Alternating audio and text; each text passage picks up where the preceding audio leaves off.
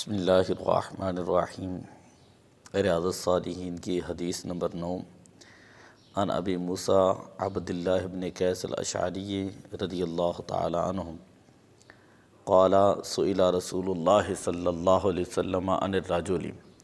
حضرت ابو موسیٰ اشعری رضی اللہ تعالی عنہ سے مروی ہے، آپ فرماتے ہیں کہ نبی اکرم صلی اللہ علیہ وسلم سے سوال کیا گیا عن الرجل، ایسے شخص کے بارے میں یقاتل شجاعتا، جو شجاعت سے لڑتا ہے، ویقاتل حمیتا، یا حمیت کے واسطے لڑتا ہے، ویقاتل ریاء، اور جو ریاکاری کے واسطے لڑتا ہے۔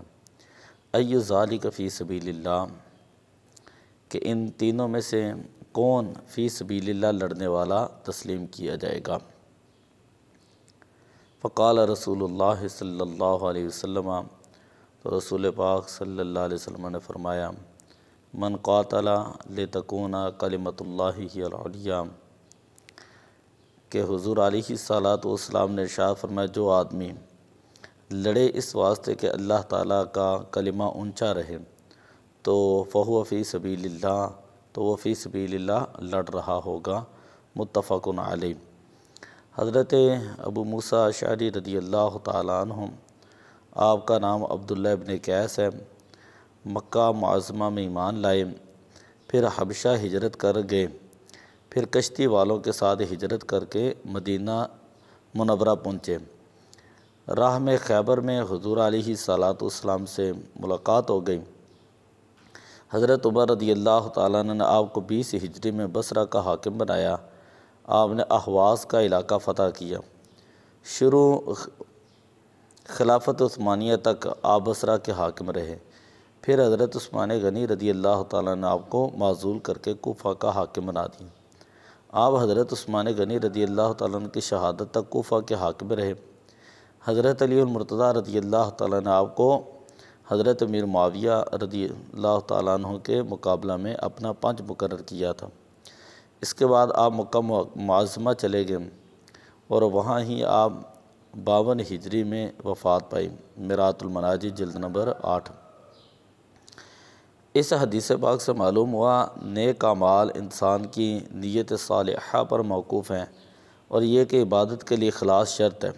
اس عبادت کا محرک اور باعث کوئی دنیاوی امر ہو تو اس کی وہ عبادت بیکار ہے۔ اور اس حدیث سے یہ بھی معلوم ہوا کسی کو دکھانے اور سنانے کے لیے جہاد اور دیگر افعال کرنا یہ مذموم ہے۔ ایک شخص نے حضرت سیدنا عبادہ ابن صامت رضی اللہ تعالیٰ عنہ سے پوچھا، اگر میں اس طرح جہاد کروں کہ رضا الہی کے علاوہ لوگوں سے تعریف کا بھی طلبگار ہوں تو اس طرح کرنا کیسا ہے؟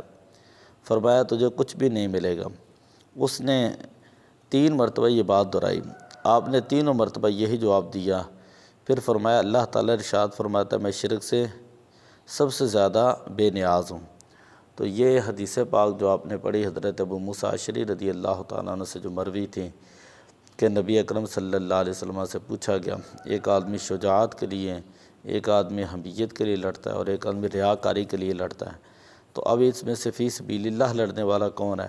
تو حضور علیہ الصلاۃ والسلام نے فرمایا، من قاتل لتکون کلمۃ اللہ العلیٰ، کہ جو اللہ کے کلمے کے لیے لڑتا ہے تاکہ وہ بلند ہو، تو وہ مجاہد فی سبیل اللہ ہوگا، وہ اللہ کے راستے میں جو ہے وہ جہاد کرنے والا ہوگا۔